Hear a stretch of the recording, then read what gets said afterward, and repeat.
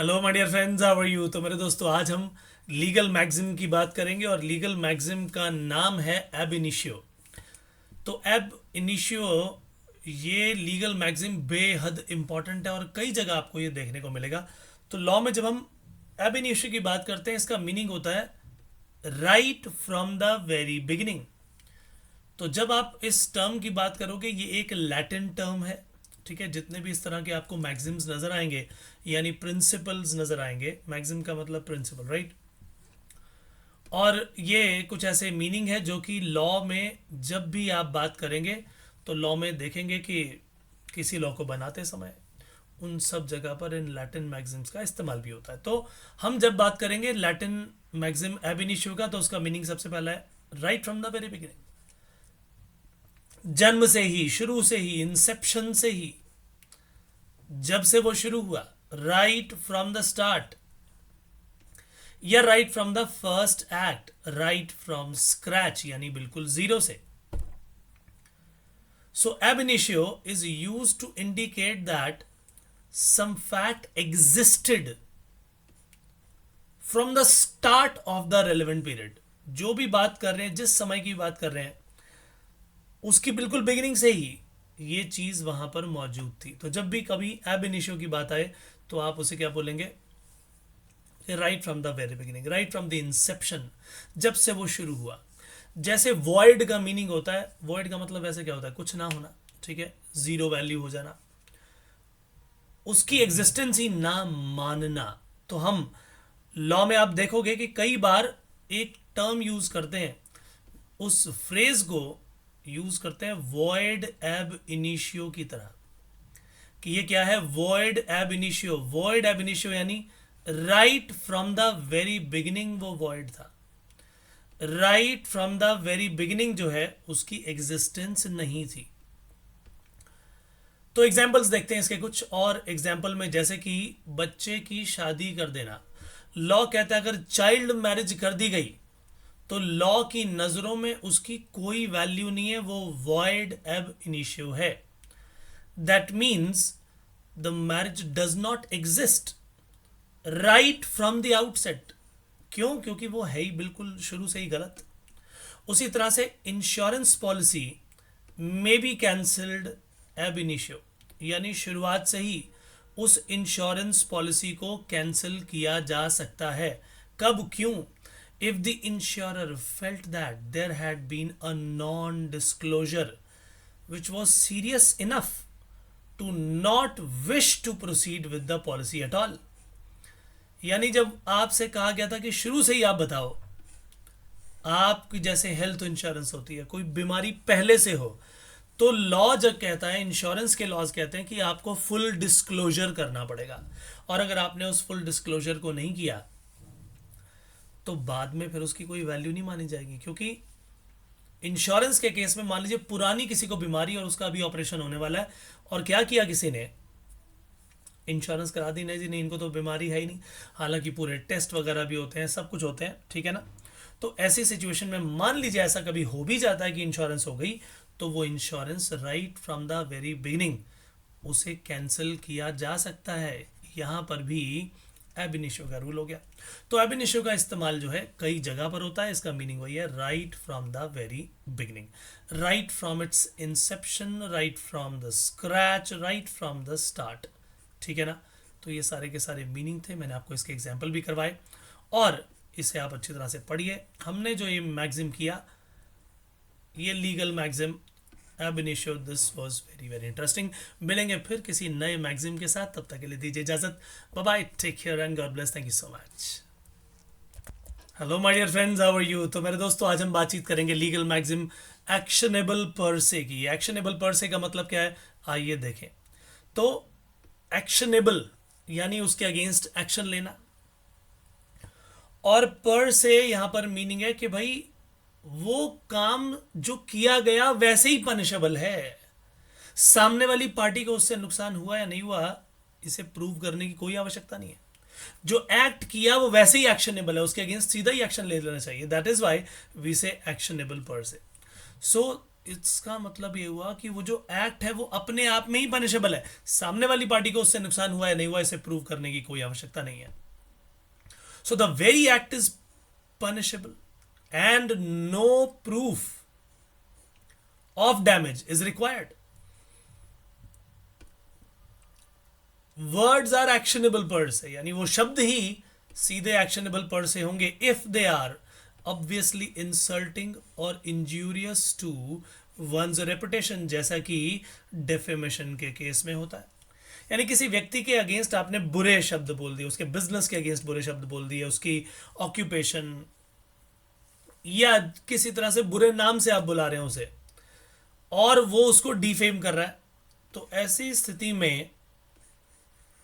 स्थिति में क्या हो जाएगा माय डियर फ्रेंड्स, ऐसी स्थिति में वो एक्शनेबल पर से होगा. सो डेफेमेशन से सामने वाली पार्टी को नुकसान हुआ या नहीं हुआ ये प्रूव करने की आवश्यकता नहीं होती. सो वर्ड्स और रिमार्क्स, पहला एग्जांपल लेके आ रहा हूं, वर्ड्स और remarks that affect the plaintiff's business, trade और प्रोफेशन, कॉलिंग और ऑफिस, कुछ भी that may be actionable per से, सीधा एक्शन हो जाएगा. No special proof of actual harm done by the words is necessary to win monetary damages. तो monetary damages उसमें मिल जाएंगे आपको. उसके लिए आपको क्या करने की आवश्यकता नहीं है, उसके लिए प्रूव करने की आवश्यकता नहीं है कि आपको उससे कोई डायरेक्ट मॉनेटरी नुकसान हो. तो अब चलते हैं दूसरे एग्जाम्पल पर और वो है ट्रेसपास का. और यहां पर क्या है, ट्रेसपास यानी किसी की प्रॉपर्टी में दाखिल हो जाना उसकी मर्जी के बिना. सो ये एक टॉर्ट कहलाता है, ये सिविल रॉन्ग कहलाता है जो कि अनजस्टिफिएबल है. तो यहां पर भी ये एक्शनेबल पर से है, right. The tort of trespass can be defined as an unjustifiable physical interference of land in possession of one party by the other. यानी एक पार्टी दूसरी पार्टी की प्रॉपर्टी के अंदर एंटर कर जाती है. ठीक है जी. No special proof of actual harm done by the trespass is necessary to win monetary damages. तो ऐसे केस में हम बोलेंगे कि ट्रेसपास भी यहां पर एक्शनेबल पर से है. सो माय डियर फ्रेंड्स, ये भी सेशन यहां पर होता है समाप्त. मिलेंगे नेक्स्ट सेशन में, तब तक के लिए bye bye, take care and God bless. Thank you so much.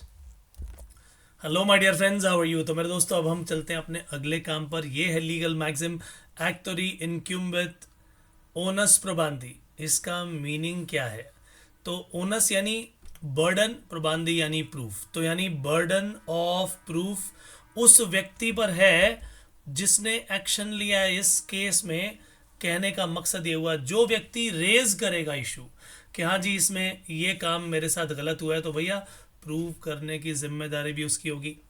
यानी इसका मीनिंग क्या बन गया, the burden of proof is on the plaintiff. Plaintiff यानी केस दायर करने वाला, इशू रेज करने वाला कि हाँ जी मेरे साथ गलत हुआ, तो भैया फिर बर्डन ऑफ प्रूफ यानी ओनस ऑफ प्रूफ भी आप पर ही होगा.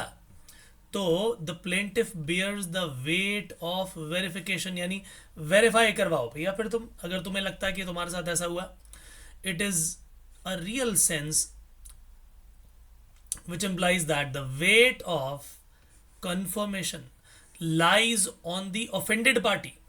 एक होता है ऑफेंस करने वाला, एक होता है जिसके साथ ऑफेंस किया गया हो. ऑफेंडेड पार्टी वही है जिसका नुकसान किया गया, तो वो अपनी आवाज़ को उठाएगा. तो भैया ओवरऑल रूल यही बोलता है, the overall rule is that a gathering who raises the issue वही प्लेंटिफ है. He is the person who has the weight of evidence. Evidence भी उसी को लेकर आना पड़ेगा. जैसे कि एक एग्जांपल देते हैं कि ए और बी जो है ये मैरिड है. ए जो है बी को बहुत मारता है जी. Now B file the suit for divorce and compensation. अब बी को ही ये साबित करना पड़ सकता है कि भाई उसकी जो एलिगेशंस हैं ए के अगेंस्ट वो सच्चे हैं.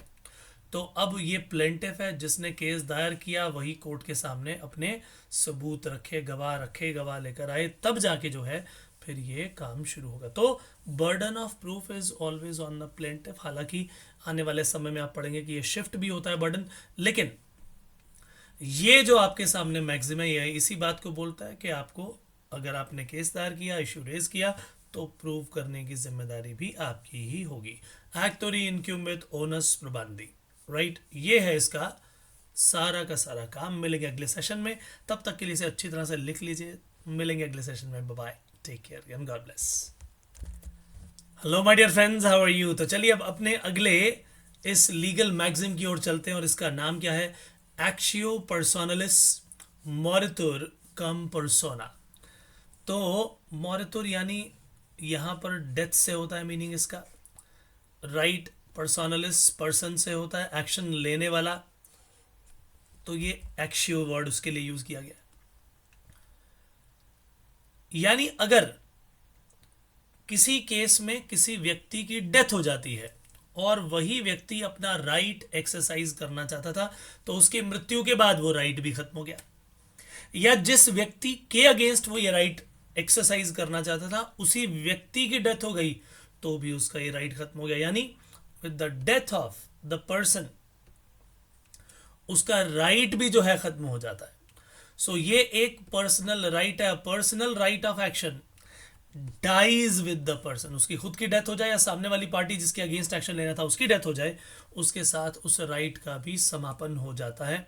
इन other sense, if he dies the right to sue is gone. उसकी डेथ के बाद जो है उसका राइट भी समाप्त हो गया।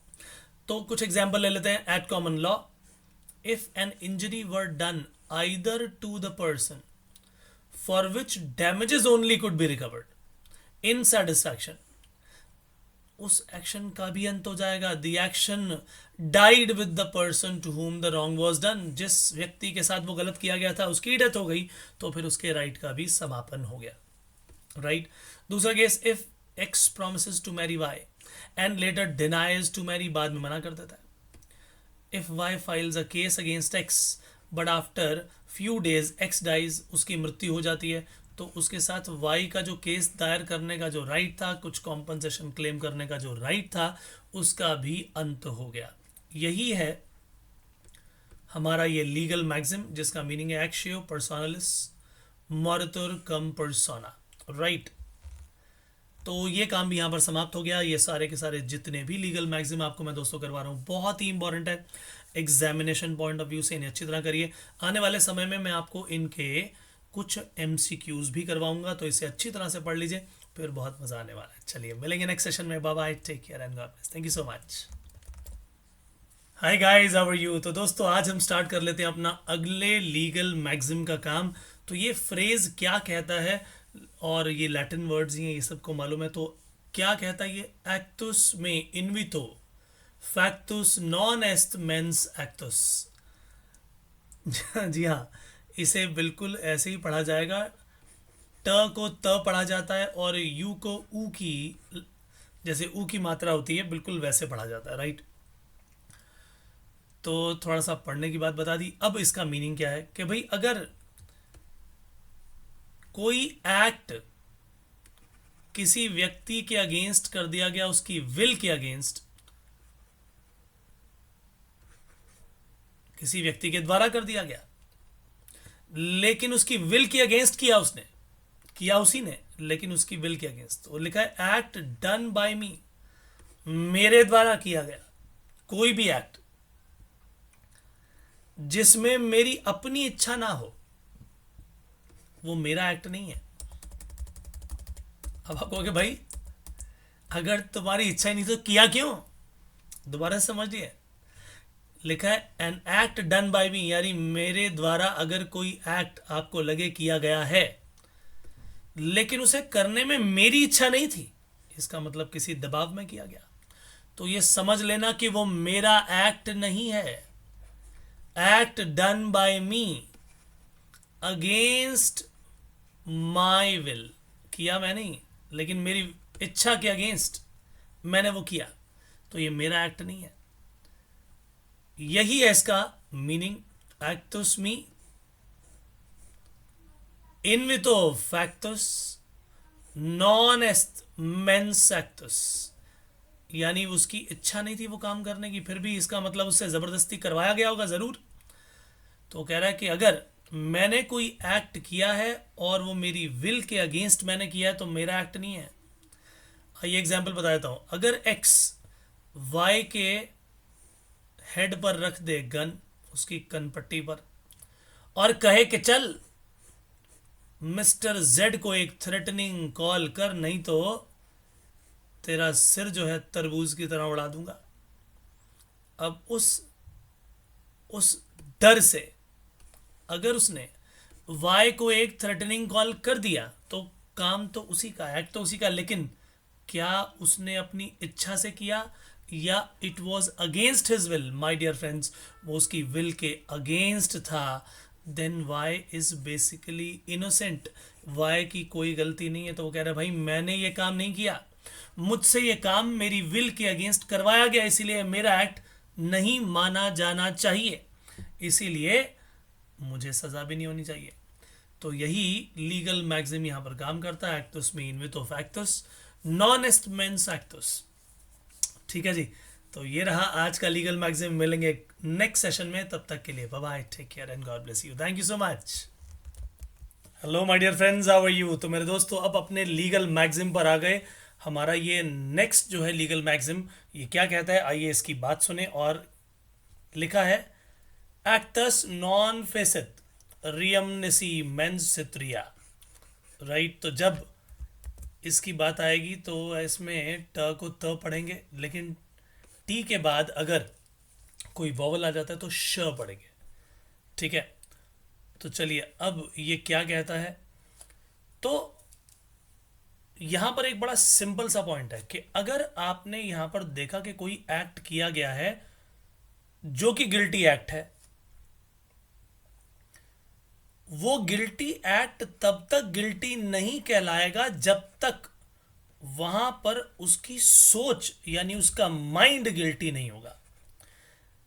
तो मेंस रिया यानी जब बुद्धि में, जब गिल्टी माइंड है यानी दिमाग में ही था कि मैंने गलत करना है और वो गलत सोचते हुए गलत किया गया, तभी उसे गलत कहा जाएगा, अदरवाइज नहीं। तो कोई भी ऐसा एक्ट जो किया गया, अगर उसके पीछे गिल्टी माइंड नहीं है तो उस एक्ट को आप गिल्टी एक्ट नहीं बोल सकते। तो ये क्या वर्ड्स लिखे गए आइए पढ़ें। An act does not make one guilty.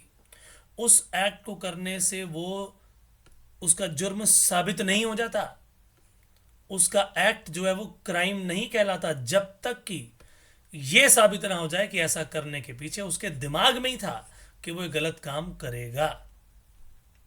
इसका मतलब अनजाने में किया गया कोई ऐसा क्राइम जिसमें उसका थॉट प्रोसेस ऐसा नहीं था, बस वो हो गया, ये साबित करना है।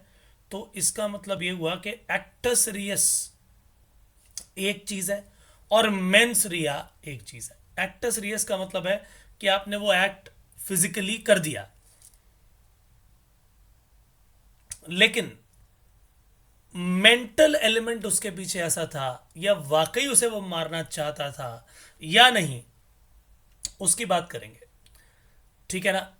तो इससे हमारे सामने एक चीज नजर आ गई, बहुत ही important. As a general rule someone who acted without mental fault is not liable in criminal law. तो मेरे दोस्तों, आपको एक मूवी अगर आपने देखी हो दृश्यम, जो कि एक साउथ मूवी की रीमेक है और बहुत सुपरहिट हुई, उसके 2 पार्ट्स आए, दृश्यम एंड दृश्यम 2, तीसरा भी आएगा शायद। तो वहां पर जब उस लड़के का कत्ल हो गया तो उस सिचुएशन में क्या वो जानबूझकर किया गया था? क्या वाकई जब उसको मारा गया तो उसको मारने की इच्छा थी, अपने आप को बचाने की इच्छा थी? माय डियर फ्रेंड्स, वो अपने आप को बचाने के चक्कर में हो गया। समझे मेरी बात के नहीं? तो यहां पर अगर देखा जाए, someone who acted without mental fault is not liable in criminal law. conviction of a crime requires proof of criminal act and intent, यानी एक्ट भी हो, एक्टस रियस भी हो और इंटेंट भी हो, यानी मेंस रिया भी हो। According to this Latin maxim, there are 2 components. 2 component है यहां पर। हर क्राइम के पीछे पहला वो फिजिकल एलिमेंट और दूसरा mental element, usually refer to as actus reus and mens rea. तो एक्टस रियस यानी फिजिकल एलिमेंट की बात हो रही है, मेंस रिया यानी मेंटल एलिमेंट की बात हो रही है। तो यहां पर इस पर्टिकुलर केस में acts non facet रियम निसी mains सिट्रिया, seat नहीं सिट बोलना चाहिए। अब इनमें प्रोनाउंसिएशन थोड़ी बहुत आगे पीछे हो सकती है, कोशिश तो मेरी यही है कि बिल्कुल सही प्रोनाउंसिएशन किया जाए इनका, लेकिन अगर आगे पीछे थोड़ी हो जाए तो उसके लिए माफ़ी। ठीक है जी। तो एग्जाम्पल क्या है, when one person is attacked by another person to murder that person, it is a crime। एक पर्सन ने दूसरे का मर्डर कर दिया, क्राइम है। लेकिन but when one person was attacked by another person and in the self defense and injured that person, अब बताइए, then it is an unintentional criminal act, thus it is not treated as a criminal act। तो self defence में उसका murder हो गया, मारना नहीं चाहता था, उसका थॉट प्रोसेस नहीं था कि मारने ही गया है, लेकिन अपने आप को बचाने के चक्कर में, सेल्फ डिफेंस के चक्कर में ऐसा हो गया। अच्छा, सेल्फ डिफेंस के केस में नवजोत सिंह सिद्धू का भी आपने केस सुना होगा, वहां पर भी उसने डिफेंस दिया था कि मैंने सेल्फ डिफेंस में उसे मारा। लेकिन भाई जिस व्यक्ति को आपने मारा था उस समय आपकी एज, आपकी हाइट, आपका शरीर उससे कहीं तगड़ा था, तो आपको उससे कोई खतरा तो था नहीं, सामने वाले के पास कोई हथियार भी नहीं था, वो आपसे उम्र में ज्यादा बड़ा था, और आपने रोड रेज में आके उसको मारा। आपकी मारने की इच्छा नहीं थी, मान लिया कि आपकी मर्डर करने की इच्छा नहीं थी, लेकिन गिल्टी माइंड भी नहीं था, लेकिन आपने मारा तो सही, और उसके कारण उसकी आकस्मिक उसके बाद डेथ हो गई, तो उसके लिए भी उसे सजा मिली। तो वहां पर सेल्फ डिफेंस नहीं चल पाया। ठीक है ना। तो ये जो कहानी है सेल्फ डिफेंस की बहुत ही इंपॉर्टेंट है, और ये हमारा प्रिंसिपल, ये मैक्सिम भी बेहद इंपॉर्टेंट है। माय डियर फ्रेंड्स, ये सेशन करता हूं समाप्त, मिलेंगे नेक्स्ट सेशन में फिर से कुछ नया लीगल मैक्सिम लेकर, तब तक के लिए दीजिए इजाजत। Bye bye, take care and God bless you, thank you so much.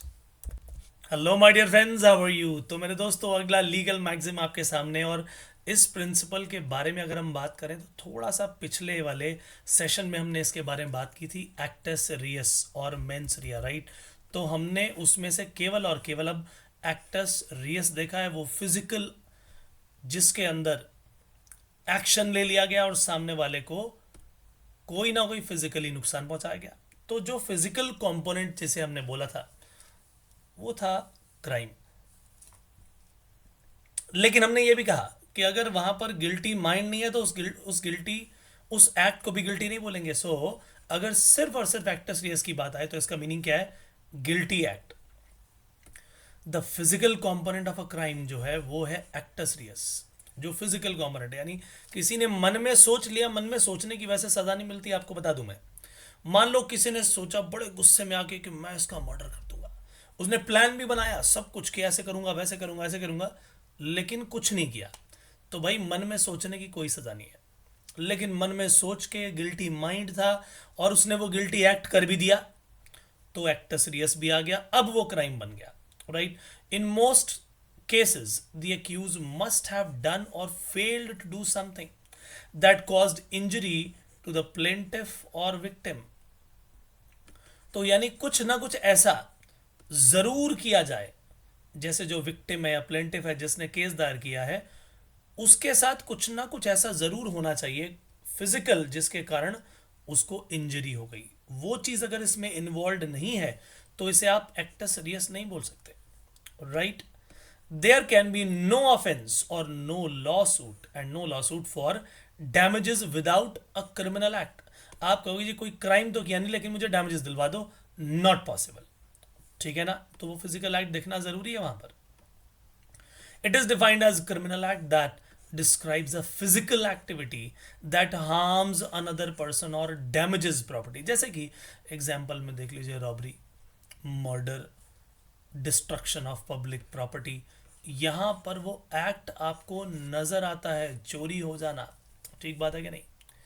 और इस तरह के केसेस में वो गिल्टी माइंड सामने भी आ रहा है, लेकिन वो एक्ट जब आप देखोगे तो एक्टस रियस में आपको वो फिजिकल कंपोनेंट पर ध्यान देना होगा, और अगर कोई नुकसान नहीं हुआ तो फिर भैया डैमेजेस भी नहीं मिलते, right. So my dear friends, ये बहुत ही छोटा सा पॉइंट था एक्टस रियस, लेकिन इसको बहुत ज़्यादा वैल्यू दी गई है। क्रिमिनल, जिसमें भी आप क्रिमिनल लॉ जब भी पढ़ेंगे उसमें एक्टस रियस का एक बहुत बड़ा इंपॉर्टेंट पार्ट होता है, ठीक है ना। तो चलिए ये सेशन यहीं करता हूँ समाप्त, छोटा सा पॉइंट था ये। मिलेंगे अगले सेशन में, तब तक के लिए bye bye, take care and God bless, thank you so much. Hello my dear friends, how are you. तो चलिए अब चलते हैं हम अपने अगले लीगल मैगजिम की ओर। माय डियर फ्रेंड्स, ये लीगल मैगजिम आपको बहुत सारे एग्जामिनेशन में हेल्प करने वाला है, याद रखिए। ये कोई एक एग्जाम नहीं है, लीगल में चाहे वो एलएलबी हो, चाहे सीएमए इंटर हो, वहाँ पर भी चैप्टर आया है। उसके अलावा आपके कोई एंट्रेंस एग्जामिनेशन होते हैं उसमें काम आएगा, आपको यूपीएससी में काम आएगा, बहुत सारी चीज़ें जुडिशरी में काम आएगा। ये सेशंस वो सेशन है जो आपको बहुत हेल्प करने वाले हैं, राइट। तो चलिए अब एडहॉक की बात करते हैं। जैसे आपने कहीं सुना होगा जी एडहॉक कमेटी या एडहॉक एक्शन ले लिया। अब एडहॉक का मतलब होता है जी for the task at hand, for the case at hand, एक पर्टिकुलर पर्पस के लिए वो काम कर देना।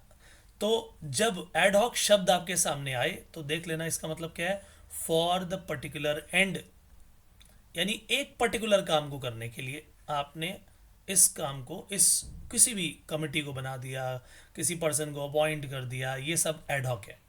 यानी for the time being, for this particular purpose only, for the case at hand, क्योंकि ये पर्टिकुलर केस है बस इसी के लिए किया ऐसा। मेड और done suddenly for a particular purpose, ये भी कर दिया। जैसे आपने स्कूलों में देखा होगा एडहॉक टीचर्स की अपॉइंटमेंट, ठीक है। तो एडहॉक का मतलब ये है कि फॉर द पर्टिकुलर एंड या फॉर द पर्टिकुलर पर्पस या for the case at hand, कि ये काम हो जाए बस, ठीक है ना। अब एडहॉक के लिए आपने एग्जाम्पल की बात करें तो इसमें क्या आता है जी, जैसे एडहॉक कमेटी बना दी गई, एन एडहॉक कमेटी या एडहॉक कमीशन बना दी गई कि हाँ आप लोग सारे के सारे मिलकर इस बात का फैसला करें, केवल इस बात का फैसला। यानी आपकी जो ये कमेटी बनी है, आपकी ये जो कमीशन बनी है, उसका पर्पस केवल उस मुद्दे के ऊपर सॉल्व करना है, उसके बाद ये कमीशन ही खत्म, बर्खास्त हो जाएगी। परमानेंट नहीं है ये, एडहॉक बेसिस पर बनी। जैसे कि सचर कमेटी, ऐसे बहुत सारी कमिटीज आपने देखी होगी, बहुत सुनी होंगी आपने, ठीक है। बहुत सारी कमीशंस के नाम सुने होंगे, ठीक है। तो वो जो कमीशन बनी या कमेटी बनी वो एडहॉक पर्पस के लिए बनी, फॉर वन टाइम पर्पस, ठीक है कि नहीं, उस इशू को which was at hand at that time, to address issues that fall outside the scope of other existing committees. तो अब वही सवाल आएगा जी, अगर आप ये कमेटी बना ही रहे हो तो क्या उससे जुड़ी हुई कोई और ऑलरेडी एग्जिस्टिंग कमेटी नहीं है? जी नहीं है, क्योंकि जो ऑलरेडी एग्जिस्टिंग कमिटी या कमीशंस हैं उनके पेरिफेरी, उनके स्कोप से ये चीज बाहर है, जिस मुद्दे को हम यहां सुलझाना चाहते हैं। इसीलिए हमने केवल इसी काम के लिए, इसी पर्पस के लिए ये स्पेसिफिक जो है वन टाइम के लिए जो है इस कमिटी को बनाया है। तो जब कभी ad hoc committee, ad hoc commission, ad hoc appointment इसके बारे में सुनो तो इसका मतलब क्या है, for the particular purpose only, ठीक है जी। परमानेंट नहीं होती है, उसी पर्टिकुलर पर्पस के लिए है, ठीक है। सो माय डियर फ्रेंड्स, ये एडहॉक वाला काम भी बहुत छोटा सा था, बहुत ही इंपॉर्टेंट, बहुत ही छोटी छोटी चीज़ें हैं, लेकिन इन वीडियोस को बार बार देखकर दिमाग में बिल्कुल बिठा लीजिए। मैं आपके लिए डेली इस तरह के वीडियोस लेकर आ रहा हूँ, बहुत ही इंटरेस्टिंग है, बहुत ही इंपॉर्टेंट है। इसके नोट्स बनाते जाइए और आगे बढ़ते जाइए। मिलेंगे अगले सेशन में, तब तक के लिए दीजिए इजाजत, bye bye, take care and God bless, thank you so much. Hello my dear friends, how are you. So my dear friends, अब लीगल मैक्सिम हमारे सामने आ गया, नया नया प्रिंसिपल, लैटिन वर्ड्स हैं ये जिसकी हम बातें कर रहे हैं यहाँ पर, और एलाइबाई या एलआईबी के बोलते हैं, ठीक है ना, एलाइबाई वैसे होना चाहिए। सो इसका मीनिंग क्या है? जब कभी एलाइबाई का शब्द आपके सामने आ जाए तो भैया दृश्यम मूवी को याद कर लेना। आपको याद होगा कि इस मूवी में जब ये साबित करना था कि भाई मर्डर जिस व्यक्ति का वो बोल रहे कि यहाँ पर हुआ, इस समय हुआ, उस समय तो सर हम यहाँ थे ही नहीं, हम तो स्वामी चिन्मयानंद के, यही देखा था ना, उनके कहाँ पर गए हुए थे, सत्संग में गए थे, और उसने एविडेंसेस वो क्रिएट किए और साबित किया कि जी हम तो यहाँ पर थे ही नहीं, हमने वहाँ गए, इतने सारे बंदे उसने एविडेंसेस बना लिए थे, राइट। हर जगह से जाके दोस्ती कर ली और उन सबको एक ही स्टोरी सुनाई। हर कोई व्यक्ति वो स्टोरी एज इट इज सुना रहा था, सभी को उसने वही दृश्य दिखाया और सभी ने जाके फिर पुलिस वालों के सामने ही वही बात बोली। यानी उसने अपने लिए एक ऐसा एलाइबाई क्रिएट किया जिससे साबित हो गया कि वो मौकाए वारदात पर मौजूद ही नहीं था उस समय, वो सब लोग थे ही नहीं वहां। तो जब ये हुआ तो I was at some other place, at another place, I was somewhere else, elsewhere. The plea of having been at the time of the commission of an act, वो एक्ट जब कमिट हुआ उस समय ये प्ली दे रहा है, I was elsewhere than at the place of commission. जहां आप बोल रहे हो कि वो कत्ल हुआ उस समय तो हम वहां मौजूद ही नहीं थे, उस दिन उस तारीख पर हम वहां थे ही नहीं, तो भला हम कत्ल कैसे कर सकते हैं। तो जब भी कोई इस तरीके से अपने आप को शो करे, यही है इसका मीनिंग। एग्जाम्पल आपके सामने है, जाला भाई was that he was at the movies at the time of robbery, के भाई जब रॉबरी हुई तो अब तक मैं मूवी में था और मैं इन लोगों के साथ था, उन लोगों के साथ मैंने पूरी बिल्कुल कंप्लीट मूवी देखी। एक और example, mister X established an alibi to the charge of murder by providing airline and hotel receipts showing that he was out of town when the crime occurred। देखो जी देखो, आपने देखना है तो देख लो, मेरे पास ये रहा होटल का पूरा बिल, मैं उस समय वही मौजूद था, ये रही मेरी एयरलाइन की टिकट, मैं इस एयरलाइन के थ्रू वहाँ गया। और अगर आपको अभी भी विश्वास नहीं आता तो जाओ उस होटल का सीसीटीवी देख लो, मैं वहाँ पर मौजूद था। तो जब मैं वहाँ मौजूद था तो यहाँ कैसे हो सकता हूँ, राइट। ये सब चीज़ें जो हैं जब बनाई जाएं, ये क्रिएट किए जाएं, तो एक तरह से आपने अपने लिए सबूत बना लिया कि भाई जब ये क्राइम हुआ मैं उस समय वहां मौजूद ही नहीं था, इसीलिए मैं लायबल ही नहीं हूं। इसे बोलते हैं लाइव क्रिएट करना। ठीक है जी। सो माय डियर फ्रेंड्स, बहुत ही इंपॉर्टेंट चीज़ थी, बहुत ही बढ़िया चीज़ थी, अच्छी तरह से इसे याद रखिएगा। मिलेंगे अगले सेशन में, तब तक के लिए दीजिए इजाजत। Bye bye, take care and God bless you, thank you so much. Hi guys, how are you my dear friends. आज फिर से हाजिर हूं आपके सामने एक नया लीगल मैगजिम लेकर के। नाम है इसका एमिकस क्यूरे। एमिकस क्यूरे, एमिकस यानी एमिकेबल सॉल्यूशन जब निकालना होता है शांतिपूर्वक ढंग से, तो किसी व्यक्ति को साथ में अपॉइंट कर लिया जाता है, ठीक है कि नहीं। तो एमिकस क्यूरेई एक पर्सन के अपॉइंटमेंट की बात है। और आपको वो केस याद होगा, ट्रिपल तलाक केस, राइट। तो उसमें सुप्रीम कोर्ट ने क्या किया था, एक ऐसे व्यक्ति को जिसको इस पर्टिकुलर फील्ड का ज्ञान हो, उसको साथ में सजेशन के लिए अपने पास बुला लिया था और कहा था कि आपको हम एमिकस क्यूरे अपॉइंट करते हैं और आप इसमें हमें अपनी जो है ना स्पेशलाइज्ड नॉलेज जो है वो दें और हमें डिसीजन पर लाने में मदद करें। तो सलमान खुर्शीद को ट्रिपल तलाक केस में क्या बनाया गया, एमिकस क्यूरे।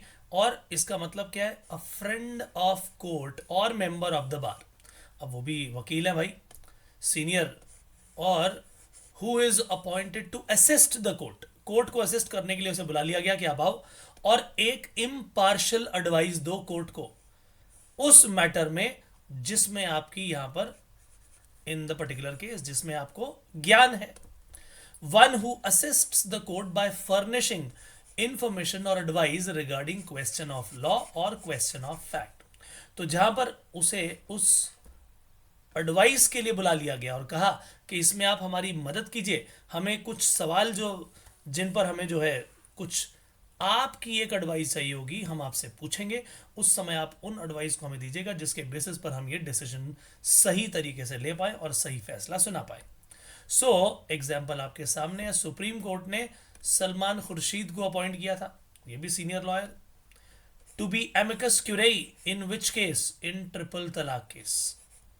तो आपको मालूम है कि जो हस्बैंड होते थे ये, उन्होंने अगर अपनी बीवी को तलाक देना है तो बस 3 बार बोल दिया, तलाक तलाक तलाक, चल भाई चल, फटाफट खत्म, सारा रिश्ता खत्म, सब लेके निकलो यहाँ से 1 मिनट के अंदर। तो ये बहुत ज़्यादा बड़ी ज्यादती थी, ठीक है कि नहीं। इस तरह तो कोई भी गुस्से में आके तैश में आके बोल दे तलाक तलाक तलाक तो कहानी ख़त्म। अच्छा, उसके बाद अगर वो उसको वापस भी लाना चाहे कि चलो ठीक है उस समय मैंने गुस्से में बोल दिया और अब जो है वापस आ जाओ, तो अब वो भी वापस नहीं आ सकते, उसके लिए भी बड़ा एक अलग ही प्रोसीजर है। मैं जब मुस्लिम लॉ पढ़ाऊंगा तब आपको मुस्लिम लॉ के अंदर जो है सारी कहानी सुनाऊंगा ये। तो सुप्रीम कोर्ट ने उस ट्रिपल तलाक को, जो बहुत सारी वहाँ पर एप्लीकेशंस आई, उन सारे की सारी एप्लीकेशंस के बाद एक ऐसा मुद्दा था जहाँ पर जो है कई बार कई लोग उसे सेंसिटिव बना देते हैं, फिर ठीक है ना, धर्म से जोड़कर। इसी कारण से जो है सुप्रीम कोर्ट ने प्रॉपर एक एक चीज़ का ध्यान रखते हुए, समय लेते हुए, पूरी डिटेल के साथ सारी की सारी चीज़ों को डिटेल में देखने के बाद ये फैसला सुनाया, ठीक है ना। सो माय डियर फ्रेंड्स, ये था हमारा एमिकस क्यूरेई, और ये था एक अलग बड़ा ही मज़ेदार लीगल मैगजीन। हम मिलेंगे अगले लीगल मैगजीन के साथ अपने अगले सेशन में, तब तक के लिए दीजिए इजाज़त। Bye bye, take care and God bless you, thank you so much. Hi guys, how are you my dear friends. आज हम अपने नए लीगल मैगजीन की बात करेंगे, और यहाँ पर जो बात होगी इसका नाम है असेंशियोमेंशियम। असेंशियोमेंशियम, ये माय डियर फ्रेंड्स इसका मीनिंग है कंसेंसस एड आइडम। यस, कंसेंसस एड आइडम भी एक लैटिन मैक्सिम ही है, दोनों का मीनिंग सेम है। इसका मतलब होता है म्यूचुअल असेंट और म्यूचुअल कंसेंट। यानी जैसे कॉन्ट्रैक्ट में हम बात करते हैं, तो कॉन्ट्रैक्ट में जब दो पार्टीज आती हैं तो दोनों की जो सोच है वो एक जैसी जो है चलनी चाहिए। मान लीजिए किसी व्यक्ति के पास दो घर हैं, राइट, और एक सेलर है एक बायर है। सेलर ने कहा भाई मैं तुम्हें अपना घर बेचना चाहता हूँ। बायर ने कहा ठीक है जी मैं आपका खरीदना चाहता हूँ। सेलर ने बोला मैं तुम्हें 1 करोड़ का बेचूंगा। बायर ने कहा ठीक है जी मैं 1 करोड़ में खरीदने को तैयार हूँ। अब सेलर सोच रहा है कि मैं पहले घर की बात कर रहा हूँ, और बायर सोच रहा है कि मैं दूसरे घर की बात कर रहा हूँ। तो अगर दोनों लोगों ने प्राइस भी तय कर लिया, ऑफर एक्सेप्टेंस भी हो गई, लेकिन दोनों अलग अलग चीज़ के बारे में सोच रहे हैं, तो माय डियर फ्रेंड्स वहाँ पर मीटिंग ऑफ माइंड्स, वहाँ पर ये म्यूचुअल कंसेंट नहीं आया, और अगर ये नहीं है तो वो कॉन्ट्रैक्ट भी वैलिड नहीं माना जाएगा। इसीलिए कंसेंसस एड आइडम यानी कि असेंशियोमेंशियम, माय डियर फ्रेंड्स, इसका होना बहुत ज़रूरी है। तो जब भी ये बातचीत होगी, तो एग्रीमेंट जब भी होगा, इसके बीच दोनों पार्टीज के बीच ये कंसेंसस एड आइडम यानी कि असेंशियोमेंशियम होना चाहिए। This means that the parties to the agreement must have agreed about the subject matter of the agreement in the same sense and at the same time। भाई जिस चीज़ के बारे में बातचीत कर रहे हैं सेम सेंस में बात कर रहे हैं और सेम टाइम पे वो उसके बारे में वैसा ही सोच रहे हैं। इसका एक एग्जांपल हम हमेशा अपनी क्लासेस में देते हैं, और उसमें यह है कि ए जिसके पास 2 हॉर्सेस थे, एक का नाम था राजहंस और दूसरे का था राजहंस के साथ हंसराज। एक है राजहंस, दूसरा हंसराज। वो राजहंस बेचना चाहता है बी को, और बी सोच रहा है कि मैं उससे हंसराज खरीद रहा हूँ, यानी दोनों की सोच जो है वो अलग अलग दिशा में जा रही है। ऐसी स्थिति में कंसेंसस एड आइडम ना होने के कारण कॉन्ट्रैक्ट भी नहीं माना जाएगा। तो यहाँ पर कॉन्ट्रैक्ट वैलिड नहीं माना जाएगा। सो ये बहुत ही इंपॉर्टेंट, बेहद इंपॉर्टेंट लीगल मैगजीम है, जिसके 2 नाम मैंने आपको बताए। माय डियर फ्रेंड्स, ये था आज का लीगल मैगजीम। मिलेंगे अगले सेशन में, तब तक के लिए दीजिए इजाजत। Bye bye, take care and God bless, thank you so much. Hi guys, how are you my dear friends. अगला लीगल मैगजीम आपके सामने लेकर हाजिर हो गया हूं, और इसका नाम है audi alteram partem. My dear friends, ये बहुत ही इंपॉर्टेंट, बेहद इंपॉर्टेंट, और जब भी हम केसेस देखते हैं तो यहाँ पर इस रूल को, इस मैगजीम को बहुत ज़्यादा फॉलो किया जाता है, राइट। इसके बिना कोई केसेस ही नहीं होते। सो इसका मतलब ये है कि जब भी कोई केस होगा तो सामने वाली पार्टी को भी सुनवाई का मौका दिया जाएगा। अगर इन्हें बी पर इल्ज़ाम लगा दिया तो भैया बी की सुनवाई भी की जाएगी, बी से भी पूछा जाएगा भाई बताओ क्या मिस्टर डे सच बोल रहे हैं। तो जब यहाँ पर कभी ऐसा होगा तो उसे सुनवाई का मौका, अपॉर्चुनिटी ऑफ बीइंग हर्ड दी जाएगी। So no man shall be condemned unheard, यानी बिना सुनवाई का मौका दिए, बिना उसकी बात सुने उसके अगेंस्ट कोई चार्जेस तय नहीं किए जाएंगे, उसको कोई सजा नहीं मिलेगी। It is unjust to reach a decision without a full hearing, यानी सामने वाले की बात भी सुनो। Right of accused to notice at investigation, अरे भाई ये इन्वेस्टिगेशन हो रही है तो मुझे भी तो बताओ कि मेरे लिए इन्वेस्टिगेशन हो रही है, मेरे अगेंस्ट इन्वेस्टिगेशन हो रही है। यानी listen to the other side, दूसरी पार्टी को भी पूरा का पूरा सुनवाई का मौका मिलेगा। इसीलिए इसका ये नाम भी होता है let the other side be heard as well, यानी जो दूसरी पार्टी है उसकी भी सुन लो भाई। खाली एक व्यक्ति के इल्जाम लगाने पर आप उसी की बात सुनकर अपना फैसला नहीं सुनाते, इसी को बोलते हैं audi alteram partem. It is considered to be a principle of fundamental justice और इक्विटी।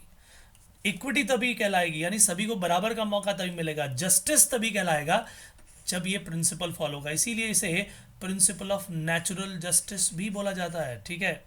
सो प्रिंसिपल कहता है कि राइट है पार्टी के पास या उसके लॉयर्स के पास कि अगर कोई उसके खिलाफ गवाही दे रहा है तो भैया ये उसे कन्फ्रंट करे कि भाई तुमने अगर अपना विटनेस शो किया तो मैं भी उसे कन्फ्रंट करूंगा, नहीं मैं वहां था ही नहीं या मैंने ऐसा किया नहीं।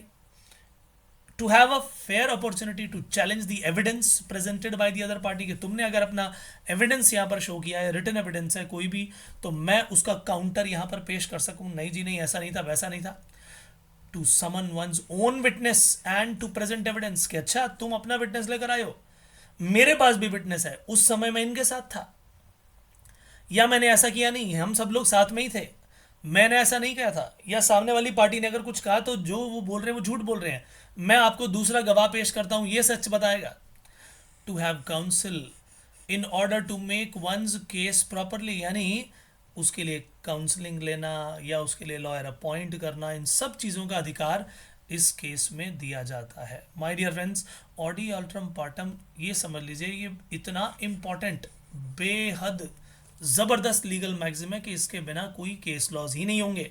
यानी अगर किसी केस का फैसला होने जा रहा है तो ऑडी अल्ट्रम पार्टम तो वहाँ पर फॉलो होना ही होना है, right. So my dear friends, ये था हमारा आज का बहुत ही शानदार लीगल मैक्सिम। मिलेंगे अगले सेशन में फिर से कुछ नया लेकर के, तब तक के लिए दीजिए इजाजत, bye bye, take care and God bless, thank you so much. Hello my dear friends, how are you. My dear friends, एक बहुत ही शानदार लीगल मैगजीन लेकर आया हूँ आपके सामने। ये प्रिंसिपल, ये शब्द बोनाफाइड बहुत ही इंपॉर्टेंट है, कई जगह पर इस्तेमाल होता है, और बोनाफाइड का उल्टा होता है जी मेलाफाइड, ठीक है। बोनाफाइड का मतलब होता है इन गुड फेथ, यानी एक व्यक्ति अगर कोई काम कर रहा है तो वो गुड फेथ में काम कर रहा है, उसकी बदनीयती नहीं है, यानी साफ नीयत से काम कर रहे हैं, धोखा देने की नीयत से काम नहीं कर रहा, विदाउट फ्रॉड विदाउट डिसीट काम कर रहा है, तो इसे हम बोलते हैं बोनाफाइड मैनर में काम करना। जैसे कि मान लीजिए किसी मिस्टर एक्स ने वाई की प्रॉपर्टी हथिया ली, अब वाई एक्स के अगेंस्ट कोई केस दायर करने की सोच रहा है, क्या करूं क्या करूं, इतनी देर में वो प्रॉपर्टी मिस्टर एक्स जेड को बेच देते हैं, और जेड को ये मालूम ही नहीं कि भाई एक्स ने तो प्रॉपर्टी जो है उससे फ्रॉड करके ली है। तो अब फ्रॉड करने के बाद एक्स ने तो वो प्रॉपर्टी दे दी जी जेड को, और जेड ने पूरी तरह से अपना देखा पेपर वेपर बिल्कुल सही बने हुए हैं, कोई उसने जो है अपनी तरफ से चालाकी नहीं दिखाई, ना ही उसको इस कमी के बारे में मालूम था, और जेड ने जो है वो प्रॉपर्टी एक बोनाफाइड परचेजर के रूप में ली। तो क्या इसमें जेड की गलती मानी जाएगी? माय डियर फ्रेंड्स, लॉ कहता है कि नहीं, इसमें जेड की कोई गलती नहीं है। जेड जो है यहां पर क्या होगा, फ्रॉड का केस है ये, जेड क्या होगा, बोनाफाइड बायर माना जाएगा, उसके अगेंस्ट कोई कार्रवाई नहीं होगी। लेकिन ये चोरी अगर होती तो फिर उसे बोनाफाइड बायर नहीं मानते, क्योंकि ये जरूरी हो जाता है कि चोरी वाले केस में वो पूरी तरह से तहकीकात करे और उसका बिल ले ले, ठीक है, कि आपका ओरिजिनल बिल जो है वो लेकर आओ, वो तो उसके पास होगा नहीं। लेकिन जैसे कि मैं बता रहा हूँ प्रॉपर्टी फ्रॉड से हथिया ली, तो वो कैसे कि मान लो एक्स ने वाई से कहा होता कि भाई ये लो प्रॉपर्टी के 10 लाख रुपए लो, 20 लाख की प्रॉपर्टी है, मैं तुम्हें 10 लाख रुपए 4 महीने बाद दूंगा। वो दोनों की बातचीत तय हो जाती है और वो गुड फेथ में उसके नाम कर देता प्रॉपर्टी, ठीक है भैया पैसे मिल जाएंगे। लेकिन प्रॉपर्टी अपने नाम होने के बाद एक्स ने ये प्रॉपर्टी जेड को बेच दी, अब एक्स के नाम तो वो प्रॉपर्टी हो गई, केवल पैसा ही देना बाकी था, वो पैसा देने से मना कर रहा है, यही उसका फ्रॉड था। लेकिन इसको पकड़ना बेहद मुश्किल है, क्योंकि नाम जो है कागजात में वो चेंज हो सका है। इसीलिए जो जेड है, जो परचेजर है, वो बायर जो है वो बोनाफाइड अगर बायर और उसे मालूम नहीं है कि एक्स ने प्रॉपर्टी धोखे से ली हुई है, तो उस केस में जेड की कोई गलती नहीं मानी जाएगी। इसी को बोनाफाइड शब्द कहा जाता है। बिजनेस डील्स में भी इस तरह से जब बोनाफाइड शब्द का इस्तेमाल किया जाए तो इसका मतलब where there is absence of fraud, absence of deception, absence of deceit, यानी धोखाधड़ी जहां पर नहीं होती, हम उसी को बोनाफाइड बोलते हैं। माय डियर फ्रेंड्स, बहुत ही शानदार चीज थी। इसका बिल्कुल उलट, बिल्कुल ऑपोजिट होता है मेलाफाइड। जो मैंने बातें बताई उसको ऑपोजिट कर दीजिए तो वो मेलाफाइड बन जाएगा, ठीक है। सो माय डियर फ्रेंड्स, ये था हमारा आज का लीगल मैगजीन। मिलेंगे अगले सेशन में, तब तक के लिए दीजिए इजाजत, bye bye, take care and God bless you, thank you so much. Hi guys, how are you. My dear friends, अगली लीगल मैगजिम की तैयारी कर लीजिए, बहुत ही शानदार चीज है ये, बोना वैकेंशिया, बेहद इंपॉर्टेंट। तो वेकेंट जो शब्द है वैकेंशिया से ही है, ठीक है कि नहीं। अब कहानी यहां पर ये आती है कि अगर किसी प्रॉपर्टी का ओनर जो है वो क्लियर ना हो तो कैसे पता लगाया जाए। उन गुड्स को बोलते हैं बोना वैकेंशिया, यानी गुड्स विदाउट ओनर। आपको पता नहीं लग रहा जी इस चीज का ओनर कौन है या इस प्रॉपर्टी का ओनर कौन है, तो उसे हम बोलते हैं बोना vacantia. So bona vacantia meaning goods without an owner, goods that are unclaimed and without an apparent owner, उसका ओनर हमें नजर नहीं आ रहा। जैसे कि हम जब जब कंपनी के शेयर्स की बात करते हैं तो मान लीजिए कि किसी व्यक्ति के शेयर्स थे, अब शेयर्स के जिस व्यक्ति के पास थे उसकी डेथ हो जाती है, उसकी डेथ हो गई, या उसकी उसकी जो लीगल एयर्स हैं उनको उस प्रॉपर्टी के बारे में मालूम नहीं है। वो जो लीगल एयर है वो मान लो विदेश चले गए, तो यहां पर उसका पैसा कोई क्लेम करने वाला है ही नहीं। अब कंपनी के अकाउंट्स में वो देना तो चाहते हैं डिविडेंड, लेकिन उस व्यक्ति का कोई अता पता नहीं है, तो उसे एक अकाउंट में डाल दिया जाता है जिसे हम अकाउंटिंग में पढ़ते हैं अनक्लेम्ड डिविडेंड। कंपनी की लायबिलिटी हो जाती है वो जो अनक्लेम्ड डिविडेंड है माय डियर फ्रेंड्स, वो भी क्या है, बोना वैकेंशिया। उसी तरह से मान लीजिए कि किसी व्यक्ति का इंश्योरेंस का पैसा आना था लेकिन उस इंश्योरेंस को कोई क्लेम ही नहीं कर रहा, तो वो पैसा जो पड़ा रह गया, वो जो फंड्स पड़े रह गए, वो बोना वैकेंशिया हो गए। उसी तरह से मान लो कि किसी व्यक्ति की डेथ हो जाती है और उसकी एक प्रॉपर्टी थी, वो बिना विल के उसकी डेथ हो गई, अब पता नहीं चल रहा कि उसकी जो डिसीज्ड पर्सन है उसकी एस्टेट किसके नाम गई, तो उसे बोना वैकेंशिया प्रॉपर्टी बोल दिया जाएगा। So bona vacantia is also known as vacant goods या ownerless goods. These refers to the property that does not have a clear owner, उसका क्लियर ओनर हमें नजर नहीं आ रहा। बोना वैकेंशिया प्रॉपर्टी में हैव बीन अबैंडन्ड, यानी किसी ने छोड़ दी, मिसलेड, फॉरगॉटन और unclaimed by the rightful owner, जिसका अधिकार बनता है उसने छोड़ दी, तो पता ही नहीं किसकी है, उसे हम बोलते हैं क्या, bona vacantia. When someone dies without a will and no legal heir, कोई उसका एयर नहीं है, लीगल एयर दिख नहीं रहा, बोना वैकेंशिया वही है प्रॉपर्टी, उसी प्रॉपर्टी को बोना वैकेंशिया बोल दिया जाएगा। सो इसका एग्जाम्पल अगर बात करें तो हमारे जितने भी अनक्लेम फंड्स हैं, जैसे कि मैंने अभी आपको एग्जांपल दिया, अनक्लेम्ड बैक वेजेस, पुरानी वेजेस पड़ी हुई हैं वो लेने नहीं आया, इंश्योरेंस के फंड्स, लाइफ इंश्योरेंस के फंड्स, या पेंशन का पैसा, या टैक्स रिफंड्स, या जैसे मैंने आपको डिविडेंड की बात बताई, ये वो सारा का सारा पैसा है जो अब कोई क्लेम नहीं कर रहा, उसे बोना वैकेंशिया कहा जाता है। ठीक है, तो जब आप लॉ में ये टर्म देखो तो माय डियर फ्रेंड्स ये सारे एग्जाम्पल आपके दिमाग में फटाफट से आ जाने चाहिए, और बहुत ही शानदार तरीके से बेहद डिटेल में हम इन सारे के सारे मैगजिम्स को कर रहे हैं। जनरली आप जब भी देखोगे तो आपको बस दिया क्या होगा, एक लीगल मैगजिम, उसके साथ आपको दे दिया जाएगा कि उसको मीनिंग क्या है, उसका इंग्लिश में क्या है, एक लाइन में, दैट्स इट, खत्म हो जाएगी कहानी। कोई एग्जांपल नहीं होगा यहाँ पर, मैं आपको पूरी डिटेल दे रहा हूँ तो इनको समझिए अच्छी तरह से। These are going to be very very very important for you, right. So मिलेंगे नेक्स्ट सेशन में, तब तक के लिए दीजिए इजाजत, bye bye, take care and God bless, thank you so much. Hello my dear friends, how are you. तो मेरे दोस्तों आज हम अपने नए लीगल मैगजिम के साथ आपके साथ हैं, और ये नाम जो है ये अच्छी तरह से जान लीजिए क्या है, बोनी जुडिसिस एस एम्प्लॉयर जुरिस्डिक्शनम, जुरिस्डिक्शनम जुरिस्डिक्शन से, ठीक है कि नहीं। और यहाँ पर जब भी कोई फैसला सुनाया जाएगा तो भाई उस फैसले को डिटेल में बताया जाए, ये थॉट के साथ इस बोनी जुडिसिस एस एम्प्लॉयर जुरिस्डिक्शनम को बनाया गया, ठीक है। यानी अगर आप कहना चाहते हैं कि हमने न्याय दिया, तो भाई उस न्याय की व्याख्या भी आपको करनी पड़ेगी उस केस में कि हमने इसे ऐसे न्याय दिया, या ये न्याय क्यों है और इसके पीछे क्या क्या कारण है। यानी गुड जस्टिस वो तभी कहलाता है अगर वो ब्रॉड जस्टिस हो, यानी डिटेल आप उसकी बताएं। सो इट लिटरली मीन्स यानी अगर शब्दों के ऊपर जाए तो इसका मतलब क्या हो गया, good justice is broad justice. This simply means that it is always the duty of law to broaden its aspects and include remedies in its justice form. The judiciary is often restricted due to certain limitations. कुछ ना कुछ limitation उसमें होती है, लेकिन हमेशा और हमेशा जो भी कोर्ट में इश्यूज रेज किए गए उन इश्यूज की डिटेल जानकर उसको डिटेल में बताना जो है वही जो है बेहतर माना गया है। तो ये लिखा है, but it is always important to give a broader meaning to the issues raised before the court, यानी कोर्ट के सामने जो भी इशू आए उनको ब्रॉडर सेंस में एक्सप्लेन करना। It is the part of a good जज टू एनलार्ज हिज ज्यूरिसडिक्शन, यानी रेमेडियल अथॉरिटी उसको एनलार्ज करे और डिटेल जो है उसकी बताए। ये है दोस्तों हमारा ये बोनी जुडिसिस एस्ट एम्प्लॉयर ज्यूरिसडिक्शन है। तो माय डियर फ्रेंड्स, ये था इसका मीनिंग।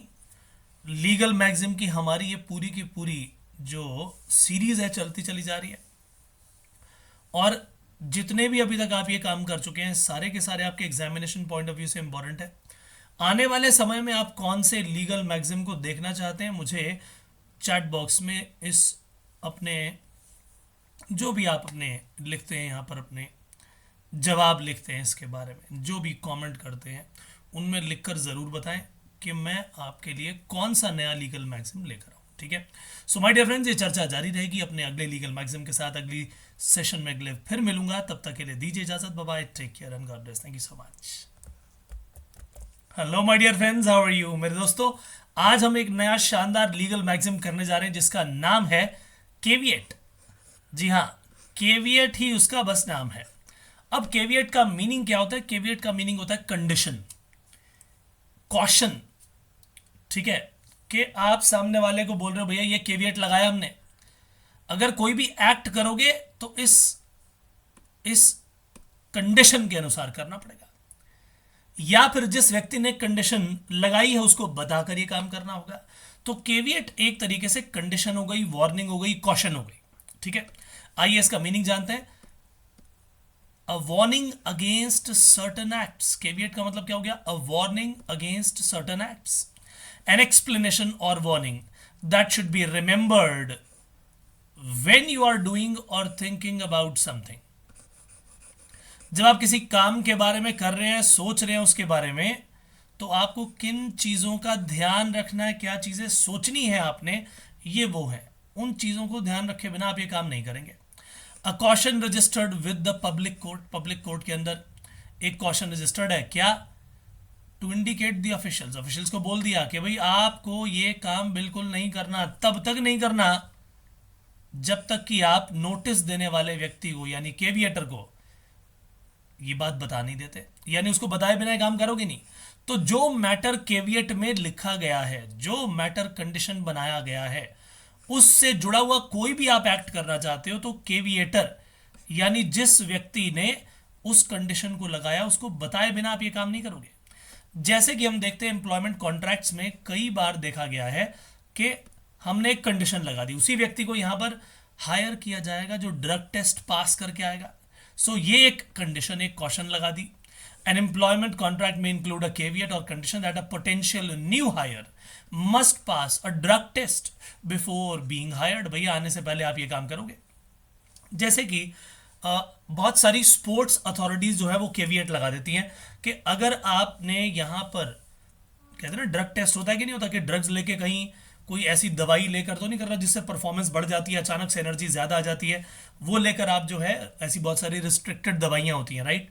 तो अगर आप उन दवाइयों को खाते हुए गलती से भी खा लेते हो, कई बार ऐसा भी होता है कि आपको मालूम ही नहीं है कि आपने वो दवाई खा ली, लेकिन उसके अंदर वो सब्सटेंस होता है जिसके कारण जो है आपकी एनर्जी एकदम बढ़ जाती है, तो आप नॉर्मल जो लोग हैं जो खेल रहे हैं वो खेल उनसे ज़्यादा मतलब ज़्यादा पावर के साथ आप वो काम कर पाते हो, ऐसे खेल को खेल पाते हो। जैसे जनरली जो भागने वाली जो दौड़ होती हैं, है ना, उन सारी रेसेस में सबसे ज़्यादा इसका ध्यान होना होता है। उसके अलावा फुटबॉल जिसके अंदर बहुत भागना है, इनफैक्ट सारी के सारी चीज़ें जिसमें खेल की बात करें तो पावर्स कई बार ज़्यादा बहुत चाहिए होती है, तो उस समय क्या होता है कि पावर जनरेट कर देती हैं, वो एकदम स्पाइक कर देती हैं। तो ऐसे लिए उस केस में भी वो एक केविएट बन जाता है, कॉशन बन जाती है। उसी तरह से एम्प्लॉयमेंट कॉन्ट्रैक्ट एक ऐसी केविएट, एक ऐसी कंडीशन भी लगा सकता है जिसे हम बोलते हैं नॉन कॉम्पीट एग्रीमेंट, यानी कि आप जब तक हमारे यहाँ काम करोगे आप हमसे कंपटीशन वाली कंपनी से जुड़ के काम नहीं कर सकते और ना ही हमें कॉम्पीट कर सकते हो, यानी जिस बिजनेस में हमें उसमें भी नहीं आ सकते। सो एम्प्लॉय जो हमारे साथ काम कर रहे हैं वो कॉम्पिटिटर के पास इतने समय तक नहीं जाएंगे even if the employment is terminated. जैसे कि वोडाफोन में और एयरटेल में आपस में क्या होता था कि अगर आप वोडाफोन में काम कर रहे हो, वोडाफोन से निकल के एयरटेल में चले जाते हो, तो ऐसे केस में बोला कि जी 1 साल तक आप नहीं जाओगे वहां पर। क्यों? क्योंकि डर है कि जो इसको हमारे लूप होल्स, जो हमारी प्लानिंग्स मालूम है कहीं वहां जाके लीक ना कर दे और वही सेम चीज हमारे कॉम्पिटिटर को फायदा उठा दे पहुंचा देगी, इसीलिए 1 साल का ब्रेक होता था, राइट।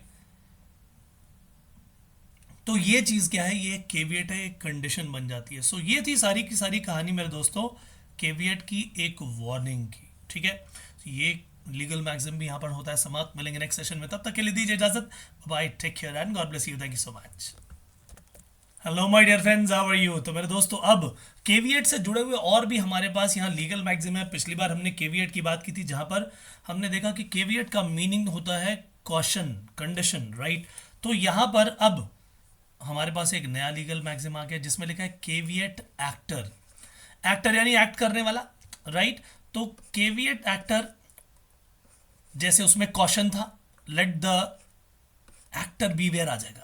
बीवेयर यानी कॉशन दे दी हमने, वो मीनिंग केविएट से निकल आया। और एक्टर का मतलब काम को करने वाला यानी doer. So let the doer beware, तो इसका मीनिंग क्या है आइए देखें। Caveat actor means late the doer be on guard, यानी जिस व्यक्ति ने वो काम किया है वो होशियार रहे इस काम के लिए, उसी को जिम्मेदार माना जाएगा। Let the doer beware, right. So caveat actor is use as a warning, जैसे वहां पर भी कॉशन और वार्निंग की हमने बात की थी, यहां पर भी ये कॉशन की तरह यूज होता है। So caveat actor is used as a warning that the doer of an action should beware of his or her act. वो अपने एक्ट से जो है बिल्कुल होशियार रहे, कि ध्यान रखे कर तो रहा है लेकिन इसके लिए जिम्मेदार भी वही होगा, इसके लिए जिम्मेदार भी उसी को माना जाएगा। The burden of the action, यानी इस एक्शन का जो बर्डन है वो उसी व्यक्ति पर होगा जिसने वो काम किया है, यानी वही जिम्मेदार ठहराया जाएगा कोई भी गलत बात होती है तो। The person will have to bear the consequence, यानी उसका कोई भी जो कॉन्सिक्वेंस होगा, जो फलसफा होगा भैया वही बियर करेगा of the act, if not otherwise provided in any agreement. यानी मान लीजिए एग्रीमेंट में कुछ नहीं लिखा तो, यानी अगर कोई भी चीज मेंशन्ड ना हो तो जिस व्यक्ति ने वो काम किया उसी को इस काम के लिए लायबल ठहरा दिया जाएगा। यही है प्रिंसिपल लीगल मैक्सिम हमारा, और नाम है इसका केविएट एक्टर, ठीक है जी। Let the doer beware, let the actor beware, ठीक है। सो ये काम हो चुका है। अगले सेशन में हम जब बातचीत करेंगे तो केविएट वेंडर, जिसे हम केविएट वेंडेटर भी बोलते हैं, और केविएट एम्प्टर की बात भी करेंगे जिसे बायर भी कहा जाता है, ठीक है। तो आज का ये काम हमारा होता है समाप्त। मिलेंगे नेक्स्ट सेशन में, तब तक के लिए bye, take care and God bless, thank you so much. Hello my dear friends, how are you. तो मेरे दोस्तों अब हम बातचीत करेंगे अपने अगले लीगल मैक्सिम की, और यहां पर हम बातचीत कर रहे हैं केविएट एम्प्टर की, राइट। यहां पर एम्प्टर का मीनिंग है जी बायर। तो केविएट हमने कॉशन के बारे में बात की थी, बीवेयर की बात की थी, और उसके बाद हमने जब केविएट एक्टर पढ़ा था तो हमने कहा था लेट द डूअर बीवेयर, तो एम्प्टर का मतलब बायर है। यहां पर क्या है, लेट द बायर बीवेयर। तो इसका मतलब ये हुआ कि सामान खरीदने बेचने वाली जब कहानी आएगी और वहां पर बायर के लिए जो बात कही जा रही है ये वो होगी, करेक्ट। तो केविएट एम्प्टर का मतलब होता है दोस्तों लेट द बायर बीवेयर, यानी जो बायर है वो सामान खरीदते समय होशियार रहे। So it means that individual buys at his own risk, यानी अगर किसी चीज को खरीदते समय उसे ऑर्डिनरी डिलिजेंस से देखकर यह पता लगाया जा सकता है कि वो ठीक है या नहीं, तो ऐसी स्थिति में अगर बायर ने ध्यान न दिया तो बायर की ही लायबिलिटी मानी जाएगी। मान लीजिए कि आप एक शर्ट खरीदने जाते हैं और उस शर्ट को आपने देखा नहीं, ऐसे उठा के ले आए, अंदर बाद में घर में आए तो उसमें इतना बड़ा होल है, तो भाई शर्ट तो खोल के आराम से देखी जा सकती थी ऑर्डिनरी डिलीजेंस से, आप वहां पर देखकर क्यों नहीं आए। मान लीजिए कि आप जाते हैं और एक फ्रूट की शॉप पर और आप कहते हैं भैया जरा 1 किलो जो है सेब दे दीजिए। उसने कहा भाई ठीक है, सामने सेब पड़े हैं, ये लीजिए, अपना जो अच्छा लगे वो चुन लीजिए। आपने फटाफट चुन लिया और उसके अंदर कुछ गले सड़े सेब भी चुन लिया आपने, और आपको फटाफट से उसने वही तोल कर दे दिए। घर पे जाके आपके घर में हो गई कुटाई कि भाई ये क्या सड़े हुए फल ले आए, ये क्या हुआ। अब आप जाके उसको सेलर को जो है धमका रहे हो कि भाई तुमने मुझे सड़े हुए सेब दे दिए। अब बताइए जरा कि इसमें क्या सेलर की कोई गलती है? माय डियर फ्रेंड्स, यहाँ बात की जाएगी लेट द बायर बीवेयर, क्योंकि आपने चूज किया है खुद, right. So potential buyers are warned by the phrase to do their research and ask pointed questions of the seller. लेकिन over a period of time ये देखा गया कि अब हर बार जो है बायर को जिम्मेदार नहीं ठहराया जा सकता। इसीलिए वर्ड मैंने यूज किए ऑर्डिनरी डिलीजेंस। जैसे कि मान लीजिए आप कोई रेफ्रिजरेटर लेने गए, अब ये तो नहीं है ना अच्छा जी मैं चेक करूंगा और जाके स्क्रू ड्राइवर ले गए और सारे पेज खोल के देखूंगा जी अंदर से ठीक है कि नहीं, ऐसा नहीं होता, राइट। उस केस में कंपनी जिम्मेदार मानी जाती है। तो इसीलिए कंपनी आपको वारंटी भी देती है जी 1 साल तक कोई दिक्कत आएगी तो हम बैठे। ऐसा होता है कि नहीं होता? तो उसके अंदर यानी सेलर जिम्मेदार माना जाएगा। इसका मतलब सही ठीक ठाक चीज अगर 1 साल चल गई तो वो चल ही रही है, ठीक है कि नहीं। So seller is not responsible for the problems that the buyer encounters with the product after the sale. तो अगर मैं सिर्फ और सिर्फ इसी पर्टिकुलर लीगल मैक्सिम की बात करूं तो यहां सेलर की लायबिलिटी ही नहीं बताई गई, ठीक है। हालांकि इस लेट द बायर बीवेयर की भी बहुत सारी एक्सेप्शंस है, ठीक है। तो फिलहाल इसका मीनिंग यही है कि बायर अपनी परचेज के लिए खुद जिम्मेदार माना जाएगा, अपनी रिसर्च उसे खुद करनी चाहिए, यही बात कही जाती है। It is a contract law principle that places onus on the buyer. It places onus on the buyer यानी burden on the buyer to perform due diligence before making a purchase. भैया पहले खरीदने से पहले देख लेना। जैसे Ajay bought a horse from Vinay, खरीदा उसने। Ajay wanted to enter the horse in a race, वो चाहता था कि मैं इस हॉर्स को ना रेस में दौड़ाऊं। It turns out that the horse was not capable of running a race. तो भैया ठीक है, अजय ने इस बात को विनय से कहा ही नहीं कि मैं इस हॉर्स को ले रहा हूं और मुझे इसे रेस में दौड़ाना है, क्योंकि हर हॉर्स को रेस में तो दौड़ाया जाता नहीं है। खरीदने वाले ने बेचने वाले से यानी सेलर से पूछा नहीं कि भाई क्या ये जो हॉर्स है ये रेस में दौड़ पाएगा कि नहीं दौड़ पाएगा, ये कुछ नहीं पूछा, उसने कोई इन्फॉर्म नहीं किया। और बाद में अगर वो हॉर्स इस रेस में भागने के काबिल नहीं रहा होता, पता लगता है जी उसके लिए कैपेबल ही नहीं था, तो क्या सेलर को विनय को जिम्मेदार ठहराया जा सकता है? The answer is no. Vinay को अगर ये बात मालूम भी थी तो भी वो इसके लिए लायबल नहीं है, क्योंकि आपने अपना पर्टिकुलर पर्पस बताया ही नहीं था। और ऐसी स्थिति में doctrine of caveat emptor apply हो जाएगा कि भैया अपनी इस परचेज के लिए आप ही जिम्मेदार हो। अगर आपने सेलर को बताया होता जी नहीं जी नहीं, मुझे तो रेस में दौड़ने वाला ही घोड़ा चाहिए, और फिर वहां पर अगर सेलर ऐसा कोई हॉर्स दे देता तो हम सेलर की गलती मानते। लेकिन यहां पर उसने अपना पर्टिकुलर पर्पस तो बताया ही नहीं।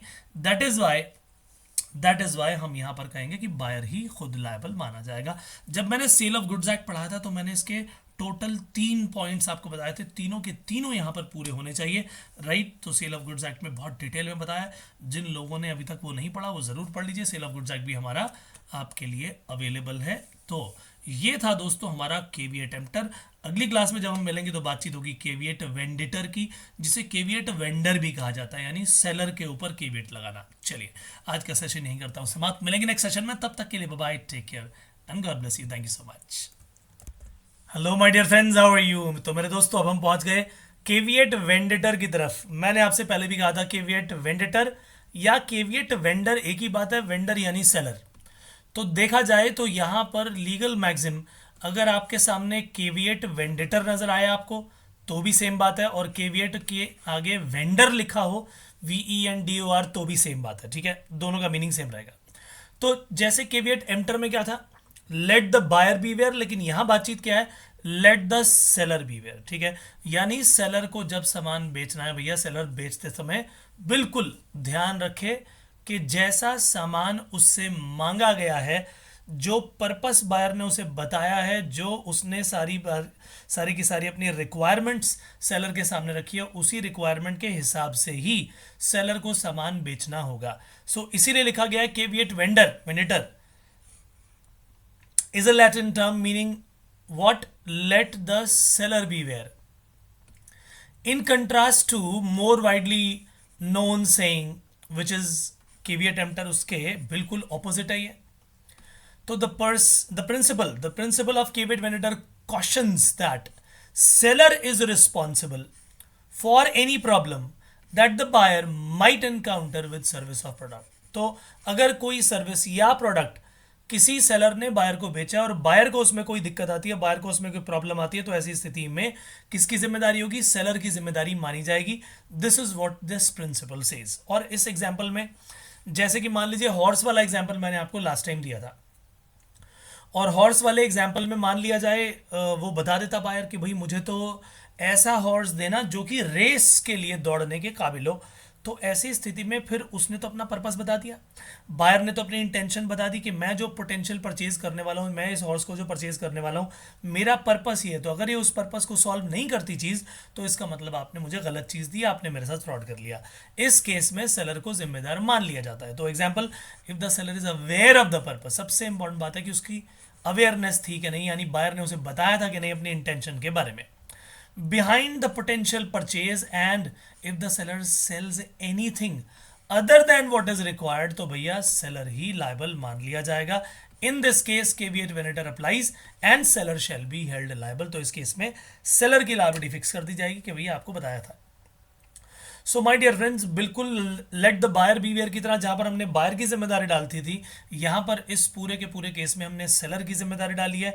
इसीलिए लिखा है let the seller beware. Caveat venditor लिखा हो, केविएट वेंडर लिखा हो, दोनों का सेम मतलब है. ये आपने ध्यान रखना है. तो ये लीजिए, ये सेशन भी हो गया समाप्त. लीगल मैगजीन की डिटेल हमने यहाँ पर कर ली. मिलेंगे अगले सेशन में फिर से कुछ नया लेकर के. तब तक के लिए दीजिए इजाजत. Bye bye, take care and God bless you. Thank you so much.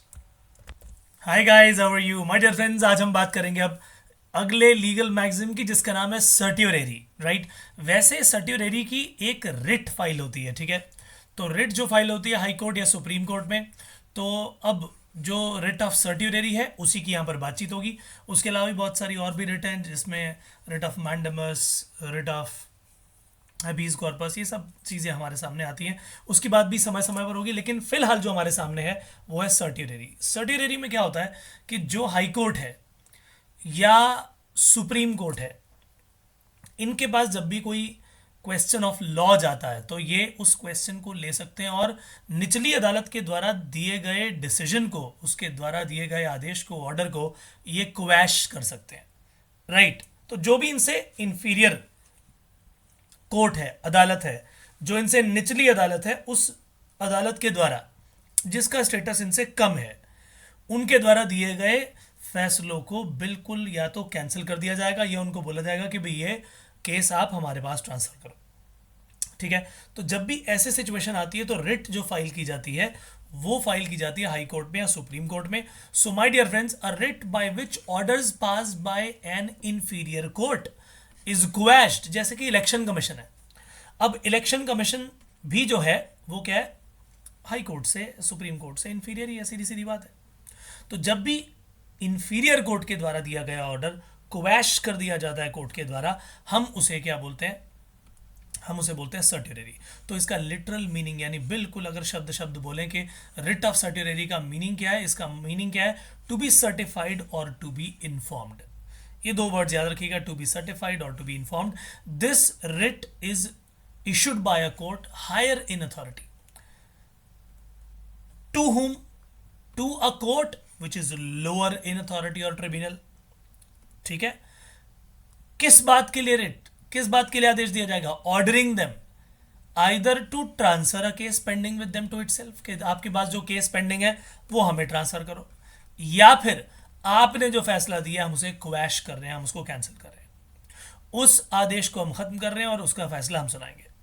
It is issued on the grounds of an excess of jurisdiction, कि भी तुमने अपनी जुरिस्डिक्शन से बाहर जाके फैसला सुना दिया, और लैक ऑफ जुरिस्डिक्शन और एरर ऑफ लॉ. जब भी इस तरह की कोई एरर हो जाता है या लैक ऑफ जुरिस्डिक्शन के कारण निचली कोर्ट ने अपना फैसला सुना दिया या कोई गलती कर दी, उस केस में रिट ऑफ सर्ट्योरेरी दी जाती है. It not only prevents but also cures for the mistakes in judiciary. यानी इसका मतलब अगर निचली अदालत के द्वारा कोई गलती भी हो जाती है तो उसको सुधारने का ये एक तरीका है. अच्छा, एक चीज़ और आपको बताता हूँ. तो एक केस हुआ था जिसमें दो लोग इलेक्शन में खड़े हुए और एक व्यक्ति इलेक्शन जीत गया जी. तो सामने वाली पार्टी ने बोला नहीं जी नहीं, इसने तो जो इसकी जो ये सारी की सारी, ये कुछ इसके अंदर वोट्स आई हैं। इन वोट्स, ये वोट्स प्रॉपर नहीं है, जो rules and regulations election commission के उनके अनुसार नहीं है। लेकिन इलेक्शन कमीशन ने कह दिया नहीं जी नहीं, आपकी बात हम खारिज करते हैं, तो उसने आगे रिट पिटिशन फाइल कर दी। रिट पिटिशन फाइल कर दी और कहा जी देखो, ये तो जी क्वेश्चन ऑफ लॉ है, ऐसा कैसे हो सकता है कि ये लोग जो है उसको मान लें, क्योंकि ये तो प्रॉपरली फिल भी नहीं की हुई। तो हाई कोर्ट ने कहा ठीक है जी, हम इसको देखते हैं। इलेक्शन कमीशन के द्वारा दिए गए उस आदेश को उन्होंने क्वैश कर दिया और कहा कि हम इसका फैसला सुनाएंगे। तो इसे बोलते हैं कि वहां पर रिट ऑफ सर्ट्यूनरी फाइल कर देना, right. So this was the legal maxim for today my dear friends. ऐसे ही लीगल मैक्सिम लेकर हम आपके सामने फिर से हाजिर होंगे। आज के लिए दीजिए इजाजत, तब तक के लिए bye bye, take care and God bless you, thank you so much. Hi guys, how are you? So my dear friends, अगला लीगल मैक्सिम आपके सामने है, इसका नाम है कम्युनिस्ट होस्टेस ओमनियम। तो भाई आइए ज़रा देखें इसका मीनिंग क्या है। तो जब बातचीत की जाए कि एनिमीज जितने भी हैं वो सब सब हम सभी के कॉमन ही हैं, कॉमन एनिमीज, यानी सभी का नुकसान करने वाले हैं ये लोग।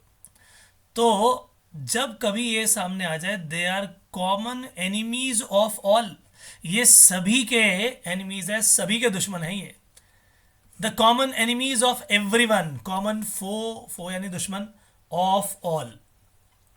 अब ये चीज कहां पर बात की जाती है और कहां पर जो है इस चीज को जो है मतलब फोकस करके इस पर्टिकुलर लीगल मैगजीन को यूज किया जाता है।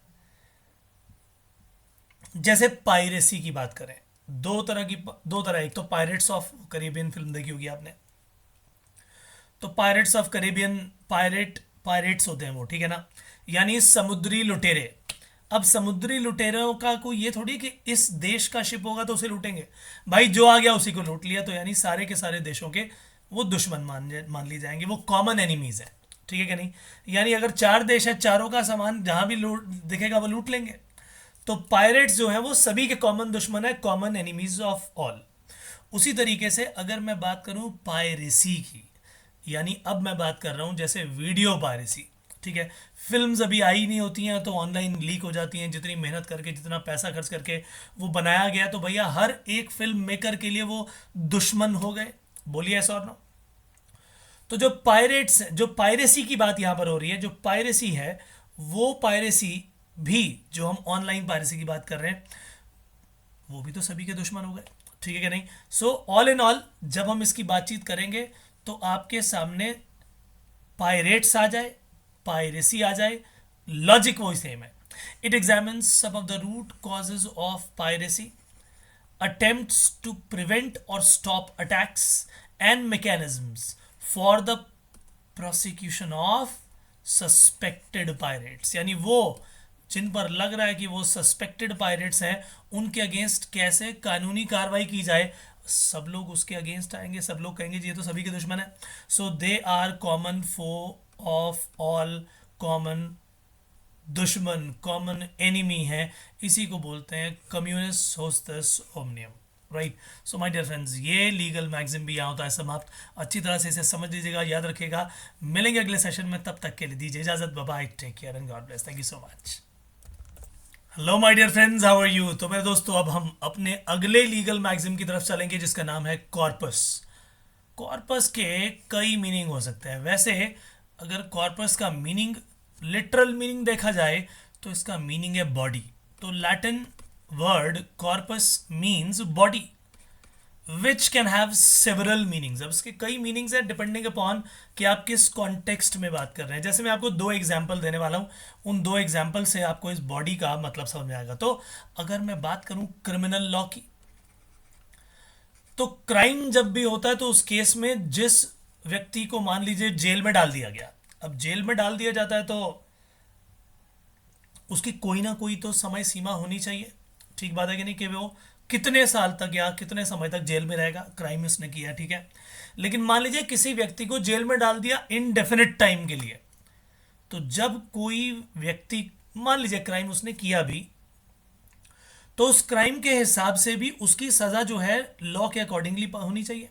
कि उसको इतनी सज़ा मिलनी चाहिए, तो अब इतने समय तक वो जेल में रहेगा। लेकिन मान लो किसी व्यक्ति को इनडेफिनेटली जेल में डाल दिया है, तो उसके लिए एक रिट पिटिशन फाइल होती है, वो रिट पिटिशन कहलाती है हैबीज कॉर्पस, कि जी इस व्यक्ति को जेल में डाला हुआ है, नो डाउट अबाउट इट कि इसने क्राइम किया, हमने बात मान ली कि इसने क्राइम किया, लेकिन उस क्राइम के हिसाब से इसकी सज़ा तो बताई जाए। इनडेफिनेट टाइम के लिए वो भी आप इसको जेल में डाल रहे हो विदाउट एनी प्रॉपर रीजन, तो उस केस में हेबीज कॉर्पस में जो कॉर्पस शब्द है वहां पर शब्द बॉडी कहलाता है। ठीक है, कि प्रिजनर जिसे आपने बना दिया है इनडेफिनेट टाइम के लिए, वो पूरी तरह से लीगल नहीं है। ठीक है ना, इतना इनडेफिनेट टाइम के लिए नहीं रख सकते आप उसे, तो टाइम बताना पड़ता है, राइट। तो उस हिसाब से क्रिमिनल लॉ में कॉर्पस का मीनिंग ये हो गया। लेकिन अगर मैं ट्रस्ट लॉ के हिसाब से देखूं, जैसे ट्रस्ट एक्ट है, तो ट्रस्ट एक्ट के हिसाब से जो भी प्रॉपर्टी, जो भी पैसा, कॉर्पस फंड बोलते हैं उसे, ठीक है ना, तो वो अगर ट्रस्ट के पास आ जाए तो उसे बोलते हैं कि ये वो पैसा है जो कि ट्रस्ट के पास रखवाया गया है, ट्रस्टी उसे बना करके, और वो इस प्रॉपर्टी को संभालने के लिए जिम्मेदार है। सो कॉर्पस वहां पर क्या मतलब हो गया, कॉर्पस मींस द प्रॉपर्टी और premises of a trust for which the trustee is responsible. तो कॉर्पस का मीनिंग अलग अलग, जैसे ट्रस्ट लॉ बता दिया, एग्जाम्पल मैंने क्रिमिनल लॉ का दे दिया, तो वो जो है वो डिफर करता है। ठीक है, सो ऑल इन ऑल जो हमने मीनिंग जानना था वो हमने जान लिया। कॉर्पस का मीनिंग होता है body. So my dear friends, मिलेंगे हम अगले सेशन में फिर से कुछ नया लेकर के। तब तक के लिए दीजिए इजाजत, bye bye, take care and God bless, thank you so much. Hi guys, how are you my dear friends. अगला लीगल मैगज़ीन बहुत ही इंटरेस्टिंग है, और मेरे दोस्तों ये बेहद इंपॉर्टेंट है, खासकर सिविल प्रोसीजर कोड में तो इसको बहुत ज़्यादा वैल्यू दी जाती है। तो इसका नाम क्या है जी, डैमनम साइन इंजूरिया। तो यानी ये है डैमेजेस, ये है injury, injury to what, injury to legal right, injury to legal right, और ये है डैमेजेस। डैमेजेस मॉनेटरी भी हो सकता है, हेल्थ का भी हो सकता है, किसी भी तरह का डैमेज। और साइने का मतलब होता है विदाउट। ठीक है जी, विदाउट यानी डैमेजेस हो गए किसी ना किसी तरीके के, लेकिन आपके कोई लीगल राइट की इंजरी नहीं हुई, यानी आपका लीगल राइट किसी ने नहीं छीना, आपके लीगल राइट का हनन नहीं हुआ। डैमेजेस मॉनेटरी भी हो सकते हैं और अदरवाइज भी हो सकते हैं, राइट। सो अगर डैमेजेस हो जाएं लेकिन आपके लीगल राइट को किसी भी तरह से न छेड़खानी की जाए, तो बताइए क्या वायलेशन ऑफ लीगल राइट होगा? The answer is no. तो क्या कोई डैमेजेस को इसके लिए आपको कॉम्पनसेशन मिलेगा? The answer is no. सो ये है डैमेजेस विदाउट इंजरीज, यानी डैमेजेस तो हुए, नुकसान हुआ, लेकिन आपके लीगल राइट की कोई इंजरी नहीं हुई। So wherever damage is done without the violation of legal right, तो समझ लीजिएगा डाइन, ये है डैमनम साइन इंजूरिया। ठीक है जी। अब यहां पर एक बहुत ही शानदार केस था। तो एक ये है ग्लॉसेस्टर ग्रामर स्कूल केस। अब यहां पर एक पर्टिकुलर स्कूल के अंदर दो लोग पढ़ाते थे, मतलब टीचर थे और एक स्कूल का ओनर था। तो एक व्यक्ति जो है, टीचर जो था, वो एक स्कूल में पढ़ाता था, वहां पर उसकी स्कूल वाले ओनर से लड़ाई हो गई, और वहां से वो उस लड़ाई को छोड़ के, लड़ाई के कारण उस स्कूल को छोड़ के चला गया, और उसने अपना एक नया स्कूल एस्टैब्लिश कर दिया अपने नाम से। अब क्योंकि टीचर जो था वो बड़ा बढ़िया पढ़ाता था, तो उसकी पॉपुलैरिटी के कारण बहुत सारे स्टूडेंट्स ने क्या किया, वो पहले वाला स्कूल छोड़ के वो दूसरे स्कूल में चले गए। अब इस राइवल स्कूल में चले जाने से उसको तो नुकसान हो गया, पहले वाले उस ओनर को। तो उसने कहा जी इसके कारण ही मेरा नुकसान हुआ, मैं इसके अगेंस्ट केस फाइल करूंगा, क्योंकि इसी ने मेरे बच्चों को यहाँ से बरगलाया है। एज अ रिजल्ट प्लेंटिफ को जो है मॉनेटरी जो लॉस हुआ, और उसने इंडेमनिफिकेशन का सूट फाइल कर दिया कि जी मेरे नुकसान की भरपाई करवाई जाए, इसके कारण मेरा नुकसान हुआ है। कोर्ट ने कहा भाई एक बात बताओ, क्या उसने तुम्हारे सारे बच्चों को अपने पास बुलाया? ये तो नहीं कह के गया कि हाँ भी तुम वहाँ ना पढ़ो, लेकिन क्योंकि बच्चों को वहाँ की नॉलेज बढ़िया लगी वो तुम्हें छोड़ के चले गए। ये तो सर्विस की गेम है। तो यहाँ पर आपको डैमेज ज़रूर हुआ है, लेकिन आपके किसी लीगल राइट का कोई हनन तो नहीं हुआ, क्योंकि उस व्यक्ति के पास भी राइट है कि वो अपना जीवन यापन करने के लिए जो वो काम करता है वो करे, इसीलिए आपको कोई भी कॉम्पनसेशन अलाउ नहीं किया जाएगा, क्योंकि आपके किसी भी लीगल राइट को इन्फ्रिंज नहीं किया गया है। क्योंकि यहां पर absence of establishment of infringement of legal right था, इसी कारणवश क्या होगा, कोई आपको कॉम्पनसेशन नहीं मिलेगा। ये मान लिया हमने कि आपको मॉनेटरी लॉस हुआ, बट आपके जो कॉम्पनसेशन होते हैं, जो कॉम्पनसेशन होता है वो किस पर डिपेंडेंट होता है कि अगर आपका कोई लीगल राइट बनता था और उस लीगल राइट की इन्फ्रिंजमेंट हुई, तब आपको जो है कॉम्पनसेशन मिलता है, ठीक है ना। So also defendant was well with in his legal right to establish a school, and the said act did not violate any right of the plaintiff। किसी भी तरह के उसके राइट को जो है उसने, किसी भी तरह के राइट को उसने क्या नहीं किया, इन्फ्रिंज नहीं किया। तो जो मॉनेटरी लॉसेस थे arising from the act of the defendant, they could not qualify as violation of legal right. तो आपका मॉनेटरी लॉस हो गया, इसका मतलब ये कभी नहीं होता कि आपका लीगल राइट भी वायोलेट हुआ है। Is that very very clear. तो ये था डैमनम साइने इंजूरिया, यानी इंजरी के बिना, लीगल राइट की इंजरी के बिना डैमेजेस हो गए तो इसके लिए आपको कोई भी कॉम्पनसेशन कभी भी नहीं मिलता, right. So my dear friends, ये सेशन करता हूँ यहीं पर समाप्त। मिलेंगे अगले सेशन में फिर से कोई अन्य लीगल मैगजिम लेकर के, तब तक के लिए दीजिए इजाजत। Bye bye, take care and God bless you. Thank you so much.